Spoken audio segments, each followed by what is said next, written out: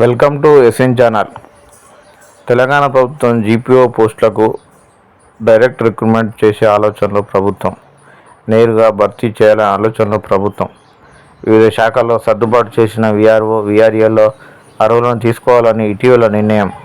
10,954 GPO పోస్టులకు అర్హులైన వాళ్ళు 7,000 లోపే ఉన్నారు. వారిని కదిలిస్తే ఆయా శాఖల్లో మళ్లీ ఖాళీలు, సర్వీస్ పరమైన ఇబ్బందులు తలెత్తుతాయని ప్రభుత్వం భావిస్తుంది. గ్రామ పరిపాలన అధికార పోస్టులన్నింటినీ డైరెక్ట్ రిక్రూట్మెంట్ ద్వారానే ప్రభుత్వం చేపట్టాలని భావిస్తుంది.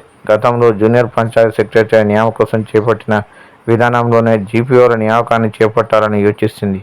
అలాగైతే నిరుద్యోగ యువతకు మేలు జరుగుతుందనే ఉద్దేశంతో ప్రభుత్వం ఆ దిశగా ఆలోచన చేస్తున్నట్టు తెలిసింది. భూభారతి చట్టం అమలులోకి రావడంతో వీలైనంత త్వరగా జీపీఓల నియామకం పూర్తి చేయాలని సర్కార్ భావిస్తుంది. త్వరలోనే దీనికి సంబంధించిన నోటిఫికేషన్ను ప్రభుత్వం విడుదల చేయనున్నది. మొత్తం 10,954 జీపీఓ పోస్టులను ప్రభుత్వం భర్తీ చేయనున్నది. మరిన్ని అప్డేట్ కోసం ఎస్ఎన్ ఛానల్ని సబ్స్క్రైబ్ చేయండి. Thank you.